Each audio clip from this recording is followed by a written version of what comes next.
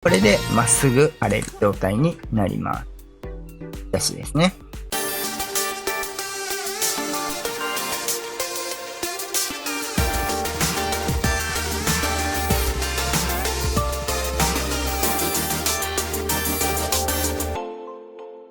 はいどうも、シンです。本日もアークサバイバルエボルブドをやっていきます。本日は本題に入る前に前回お伝えしましたロストアイランドにいない有用恐竜6000につきまして補足というか修正項目ですね、ございまして、まずそちらのご案内からさせていただきます。まず1点目、ブラッドストーカーの卵についてですね、受精卵拾えるようになりました。孵化装置も使えるようですので、便利になりましたね。で、もう一点が現地へ飛びます。こちらの、前回お伝えしましたカルキノスアンキロですね。に関して自動採取できないっていうお話をしてたと思うんですが、このように石の塊っていうのは自動採取つかないんですけども、アップデートでですね、鉄鉱石に対しては、自動で採取してくれるようになってました。これも便利にアップデートされてますね。ソロでも鉄回収もアンキロカルキノスでできます。ちょっと自分自身がアップデートできてませんでした。申し訳ございません。情報いただいた方、本当にありがとうございます。まだまだちょっと至らないとこありますが、皆さんのご協力のもと、自分自身もアップデートしてですね、確実なご案内をしていければと思いますので、今後ともよろしくお願いいたします。では、本題に戻ります。本日はですね、建築基礎シリーズといたしまして、海上プラットフォームのご案内となります。いろいろちょっと飛んでる感はあると思うんですけども、なぜオーシャンプラットフォームのご案内かというと、本来はちょっとプラットフォーム一括りでですね、ご案内しようかと思ってたんですが、オーシャンプラットフォーム、他のプラットフォームと違っていろいろ癖があるものになってまして、オーシャンプラットフォームのみでご紹介しようかなというところになっております。なぜいろいろすっ飛ばしていきなりオーシャンプラットフォームにしたかっていうと、理由が2つありまして、1つは、オーシャンプラットフォームですね、こういう形で浅瀬でも深いところでも、基本的にどこでも建てれます。始めたての人とかで公式行ってもですね、なかなか土地がなかったりする場合も出てくると思うの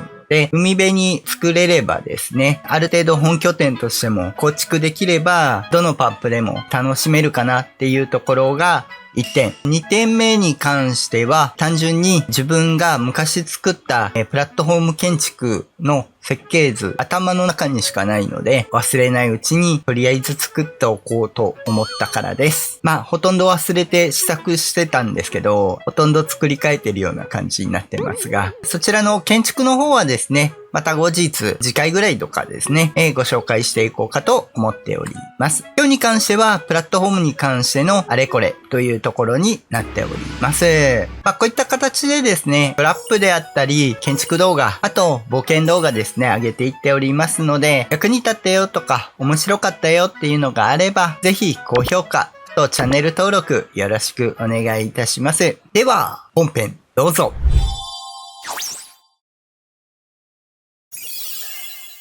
では、まず、オーシャンプラットフォームなんですけども、まず種類として2種類あります。こちらの木のオーシャンプラットフォームと金属のオーシャンプラットフォーム2種類あります。それぞれ素材が違ってくるんですけども、量的にはどうしても多くなってくるんですが、木のオーシャンプラットフォームのシェルフラグメントに関しては、でっかいカメちゃん、メガケロンを倒した時に手に入るものになります。もう一つ金属の方に関しては、ここはちょっと量はありますけど、一般的な鉄の建築物と同じような感じ。セメント、ポリマー、木材、金属のインゴットになってます。で、ポイントとして2種類、サイズが違います。見た通りですね。基本的に金属のオーシャンプラットフォームでいいかなと。大きいのもありますし、メガケロン狩るより鉄集めた方が楽っていうのもあります。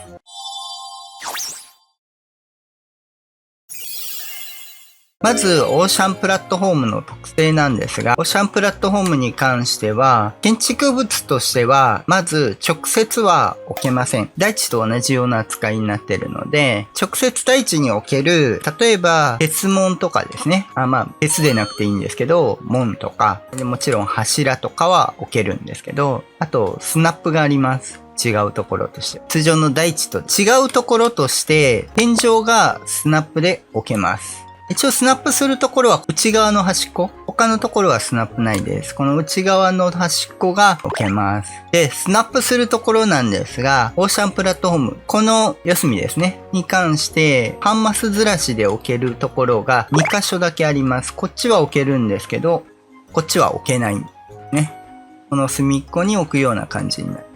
で、四角形の4つのうちでこっちも置けなくて、こっちは置けるという状態になり、置ける形としては、最初の状態で置いたとして、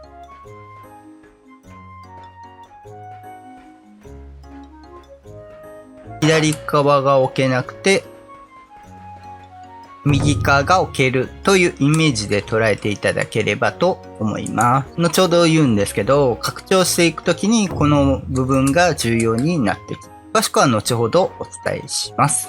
いくらか制限がありまして、まず会場プラットフォームに関しては、一定エリアに置ける数が決まってます。一定エリア内で4つまでしか置けません。つなげて置けるのは4つまでになります。あと、もちろん近くに建築物が置けないので、誰かが置いているオーシャンプラットフォームの近所で建てようと思うと建てれません。それも数に含まれます。4つのうちのね。自分の分4つっていうわけではないので、公式でやるときは注意しましょう。続いて、オーシャンプラットフォームから外側には置けなくなってます。離れすぎて設置できないという状態になります。通常のサイズで置くと、ここから置けなくなります。普通この場合、こういう状態ですね。3つ置ける状態で、そこから外は置けないっていう状態になる。で、もちろん、これに関しては、ギリギリのやつだったら壁置けるんですけど、はみ出したやつには壁が置けません。これは、壊しておきます。スナップがここにしてるので、ここ1個壊れると全部壊れます。横に繋がっていれば別ですけど。こっちはスナップしてない扱いになってます。ここもご注意ください。次に、内側なんですけど、内側は土台判定かけなくずっと置けるような作りになってます。全部囲うこともできます。中埋めちゃってですね。これは別にこっちでも一緒です。制限事項として壁を下に垂らしていく。外側はもちろん垂らせないです。外側に置けないんで。内側に関しても壁が下ろせるんですが、これに関しては3段までしか下ろせません。閉じるときも壁の一番下には置けないので、もともとですね。通常で貼ろうと思うと壁2枚分下に下ろして貼れないという形になります。ただこれ貼ろうと思ったら貼る方法がありまして、階段をつけて天井をつける。この状態だと天井が貼れます。スナップしている壁にくっつけると階段なくてもこういう形で壁残るんで完全に壁を貼ってきます。これ中途半端なところに壁貼ってますけどもちろんこの沿いに貼っていただければ同じように下で埋めることができます。もちろんですがスナップがなくなると全部壊れます。これがオーシャンプラットフォームの基礎的なところですね。ちょっと応用入ってましたけど、まず、プラットフォームとしては、一定エリアに4つまでしか置けません。2つ目として、基本的には建築物、上に置けるのは大地に置ける土台とか門とかだけで内装ですね。置いたりとかはできません。壁直接置いたりとかもできません。ただし、天井は内側の境目にはスナップしておけます。壁貼れるのはプラットフォームの端っこまで。プラットフォーム出ちゃうと貼れなくなります。プラットフォームの端っこに2箇所だけ半マスずらしで置ける場所があります。こっちは置けれないと。2箇所だけあります。これはプラットフォームを置いた向きの右側ですね。に置ける形になります。で、内側に関しては壁が3つまで下ろせます。天井一番下には貼れないので、通常は2段まで。階段を使えば、もう1個伸ばせるので、階段を伸ばせば4枚分まで下に下がる。ただ、ここの先にはもう天井貼れないので、離れすぎで、天井貼れるのは3段までになります。で、もちろん、スナップするところまで持っていけば、この階段はなくても、天井はこのまま残ります。これがオーシャンプラットフォームの基本的なところの建築要素になってきます。あともう一個。真ん中に関しては土台判定関係なく敷き詰めることができます。判定は内側にしかないので、ここ壊すと、ここから外側は全部壊れることになり、横につなげてれば別ですけどね。これが基本事項になります。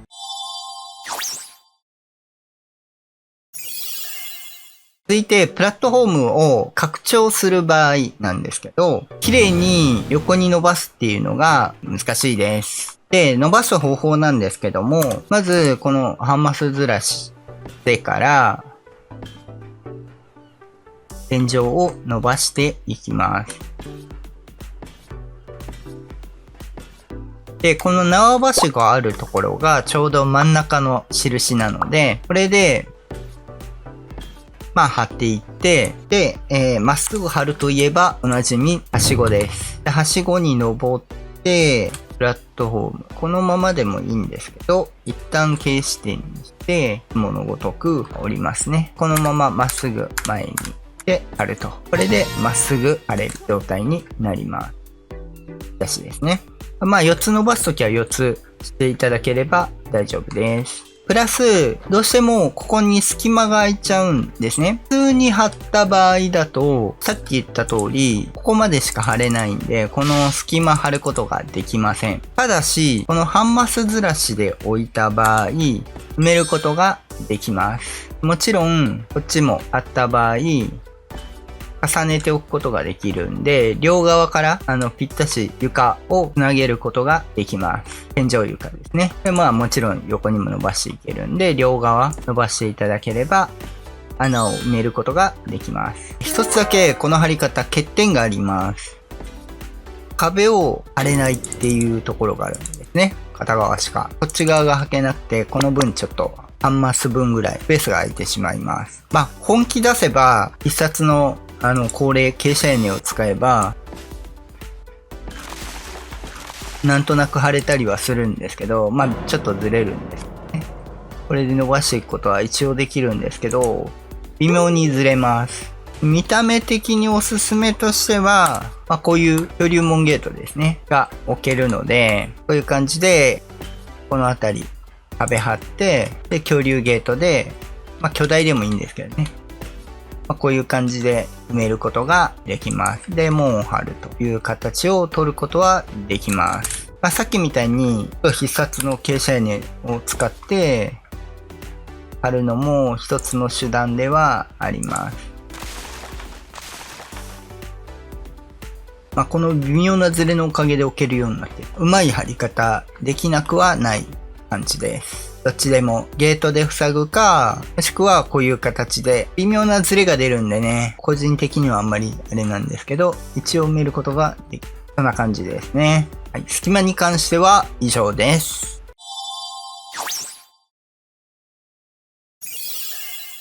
続いてですね、下に建築ができないことによってどうなるかっていうと、天井を張れば、こういう形で囲うことはできるんですけど、その下を使うことができないんですね。ここちょっと下見てなかった。結構荒れてるけども、なんとかなるかな。ここに壁を張れないので、下に下ろすことももちろんできませんし、こっちも壁3枚しか張れないので、そこから下に伸ばすことはできません。プラットフォームの高さから下には下ろせない。ただ、拡張したい、もしくは下に貼りたいっていう場合、別途下から柱とかを伸ばして囲う必要があります。ただここ建築税としては綺麗に貼りたいということによって生まれる技があります。それが、通常先ほどお見せした通り、ここにはしごとかも何も置けませんが、しかし、携帯はしごがあるんですけど、これに関してだけ、貼れます。で、これを、つけます。さらにこだわる人に関しては、はしごとかで綺麗に真ん中につけていただくといいと思うが、はしごの基本としては、まっすぐ向けるんですね。なので、この状態で柱を置くと。柱に対して、スナップさせて、このまま内側に1個入ったところで囲ってしまう形も取れるし、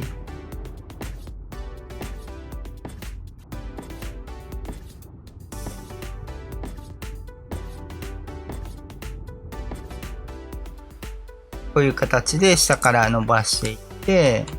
まっすぐ向いた形でですね。高さは、下にスナップさせた柱の高さになるんで、系列とうまいこと合わせれば、ここを合わせることもできますし、階段とかで、こっちから伸ばすには伸ばせるので、ちょっと合わせてみたりとかもできます。プラットフォーム側からは下ろせないので、これはもういらないので、いろいろ。ちょっと隙間空くんですけど、これ普通に落ちたりはしないんで、多少段差あってもなんとかなる。この状態で外に拡張する手段もあるし、うまくここを調整すれば、ここの隙間とかもですね、最初の携帯はしごから伸ばす柱の、ここちょっと下見てなかったんで、こっちに設置ができなかったんで、ここがギリギリ置ける場所だったんであれだったんですけど、もう少し奥に置けば、要はもうちょっと近寄れるので、そこも手段の一つですし、はしごにギリギリに置いて上に伸ばしていけば、単純に拡張じゃなくて、水槽として囲うだけであれば、プラットフォームのあたりまではしご伸ばせるんで、これでスナップして、横にスナップして囲えば、ぴったし囲える状態になります。最初の柱を置くところをうまく調整すれば、高さであったりとか、あとここの隙間ですね。この距離感も調整ができるので、スナップも1マスだけじゃなくて、半マスのスナップとかもできるんで、間ですね。ここから伸ばしていけば、今変わってくるんで、そういうのをうまいこと使いながら合わせるという形をとっていただければ、プラットフォームを柱で囲ったりとかですね。で、単純に最初柱でしたけど、柱の横に土台を置いて、ここちょっと場所があれなんで土台置けないんですけど、もうちょっとこんなごちゃごちゃしてないところであれば、柱にスナップして土台を置いて壁とかで囲うこともできますし、柱で囲っていただいても侵入は防げると思う。で、そういった形で、作っていただければ、プラットフォームの下を囲うこともできます。綺麗にですね。柱でも土台でも。ポイントは、携帯はしごを置くの。柱の位置も正直どこにでも置けるので、本当にぴったし合わせたい場合であれば、この状態で降りて、下がって、で、この形ですね。で、置いてもらえれば、いかだ置いてもいいですし、一回この状態で置いて、はしご置けば、ど真ん中に置けるので、これでも一回置き直すっていうのも一つです。今のように貼ってもいいですし、あとは、いかだを置いて、後ろ下がれるようにしたら、登って、この状態で、一旦降りて、